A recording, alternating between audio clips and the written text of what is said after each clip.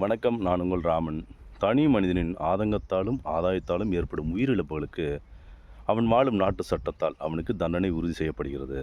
ஆனால் அதே சமயம் தலைவன் எனும் அதிகார பலத்தை வைத்துக்கொண்டு, அதாவது தனி மனிதன் தலைவன் எனும் உச்சபட்ச அதிகாரத்தை வைத்துக்கொண்டு பல உயிரிழப்புகளை ஏற்படுத்துகிறானே, அவனுக்கு எந்த நாட்டு சட்டம் தண்டனை உறுதி செய்யும்? இல்லை, அவன் செய்யும் உச்சபட்ச கொடுமைக்கு சட்டங்கள் இன்னும் இயற்றப்படவில்லையா?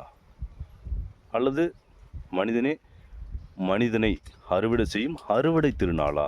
இல்லை, நீங்கள் வாழும் இந்த உலகின் அழிவை உறுதி செய்கிறீர்களா? அதாவது நான் என்ன சொல்கிறேன் அப்படின்னா, ஒரு தனி மனுஷன் கற்பழிச்சிட்டாலோ, இல்லை கொன்னுட்டாலோ, இல்லை திருடிட்டாலோ, அவனுக்கு அந்த நாட்டு சட்டம் தண்டனை உறுதி செய்யுது. இது பாராட்டக்கூடிய ஒரு விஷயம். ஆனால் தலைவன் அப்படிங்கிற ஒரு தனி மனிதன் அதிகார பலத்தையோ அல்லது அணு ஆயுதத்தையோ வச்சு பல மக்களை சாகடிக்கிறானே, கொத்து கொத்தாக கொன்று குவிக்கிறானே, அவனுக்கு இன்னும் ஏன் சட்டங்கள் இயற்றப்படவில்லை?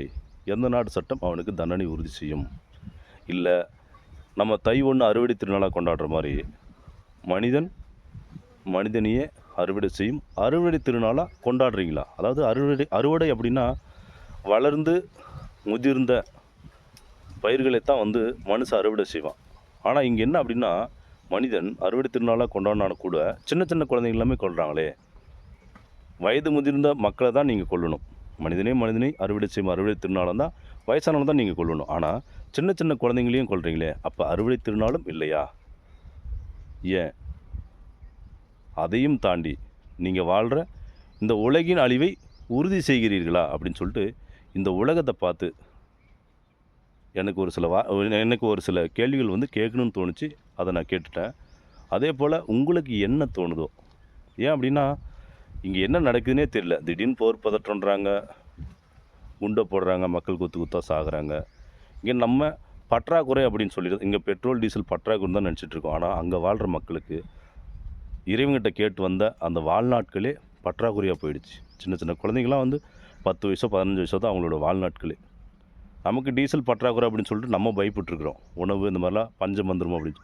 ஆனால் அங்கே வாழ்கிற மக்கள், வாழ்கிற குழந்தைகள், அவங்களோட வாழ்நாட்களே பஞ்சமாக போயிடுச்சு. 100 வயசு ஒருத்தர் மனுஷன் வாழணும் அப்படின்னா 10 வயசுலையோ 5 வயசுலையோ 1 வயசுலையும் இறந்து போயிட்டாங்க. இதெல்லாம் என்ன கணக்குன்னே தெரியல. அதான் நான் திரும்பவும் கேட்குறேன், உலக அழிவை நீங்கள் உறுதி செய்கிறீர்களா அப்படின்னு சொல்லி இந்த உலகத்தை பார்த்து கேட்குறேன். அதுக்கான விடை இன்னும் கொஞ்சம் நல்லா தெரியும்னு நினைக்கிறேன்.